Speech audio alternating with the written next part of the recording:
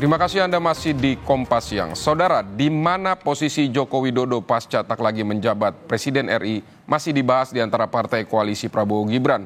Salah satu pilihannya Jokowi memimpin partai koalisi Prabowo Gibran melalui sekretariat gabungan seperti periode kedua Presiden Susilo Bambang Yudhoyono. Saat ini, utak-atik di mana posisi Joko Widodo setelah tak lagi menjabat sebagai Presiden RI dibahas koalisi Prabowo Subianto Gibran Rakabuming Raka yang kini tengah unggul di penghitungan Komisi Pemilihan Umum. Salah satu yang mengemuka adalah posisi Jokowi memimpin koalisi permanen Prabowo Gibran. Memang ada pembicaraan ya secara lepas di pimpinan Koalisi Indonesia Maju tentang peran Pak Jokowi. Misalnya dipertahankan sampai di parlemen, kemudian juga solid di pemerintahan. Nah ini kan juga bisa menimbulkan atau diharapkan bisa menciptakan situasi stabilitas politik yang cukup baik. Awalnya, ide ini diusulkan oleh Grace Natali, Wakil Ketua Dewan Pembina Partai Solidaritas Indonesia alias PSI. Prinsipnya, menyatukan partai-partai koalisi menyambut Indonesia Emas 2045. Kenapa Pak Jokowi? Karena dalam pandangan kami kan begini kira-kira.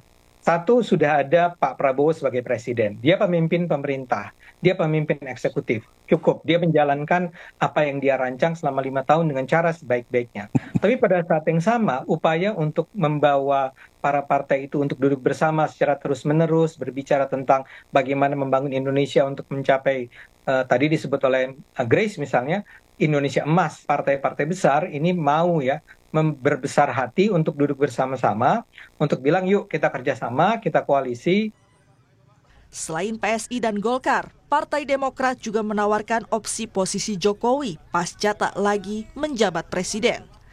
Jokowi bisa menjadi pemimpin sekretariat gabungan atau Setgab seperti periode kedua Presiden Susilo Bambang Yudhoyono atau SBY pada 2009 hingga 2014. Tergantung presiden terpilih mau menggunakan opsi seperti Setgab 2009.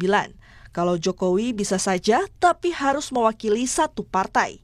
Keanggotaan koalisi kan pimpinan partai, kata Andi Arief, Ketua Badan Pemenangan Pemilu Partai Demokrat. Persoalannya, saat ini Jokowi masih berstatus kader PDI Perjuangan. Lewat PDIP, karir politik Jokowi meroket, mulai dari Wali Kota Solo, Gubernur DKI Jakarta, sampai presiden. Tapi lain halnya suara partai, Gibran, putra sulung Jokowi yang juga cawapres pendamping Prabowo, menyatakan Jokowi belum memikirkan langkah pasca Oktober 2024 yang tak lagi menjabat sebagai presiden. Usulan Pak Jokowi untuk memimpin koalisi itu datang kapan, Mas? Makasih. Belum ada pembicaraan seperti itu ya. Setuju nggak sih Mas? Setuju nggak sih dengan isu itu? Ya, saya belum bisa menanggapi. Ya. Jadi sejauh ini sebatas usulan-usulan dan wacana-wacana itu. Ya silahkan bertanya kepada orang yang mengusulkan ya.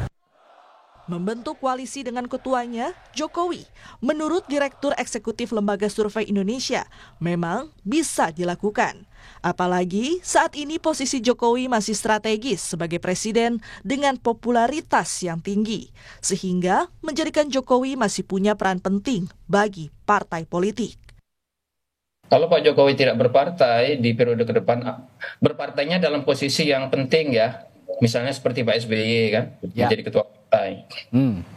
Kalau tidak ya jadi pemain politik pinggiran ke depan.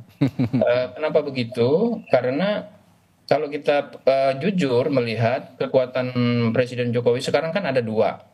Pertama popularitas, yang kedua posisi dia sebagai presiden. Sampai 20 Oktober dua hal itu masih penting. Masih penting bagi partai politik. Tapi setelah 20 Oktober kita nggak tahu apakah Bang Doli masih sehati-hati ini bicara soal Pak Jokowi misalnya.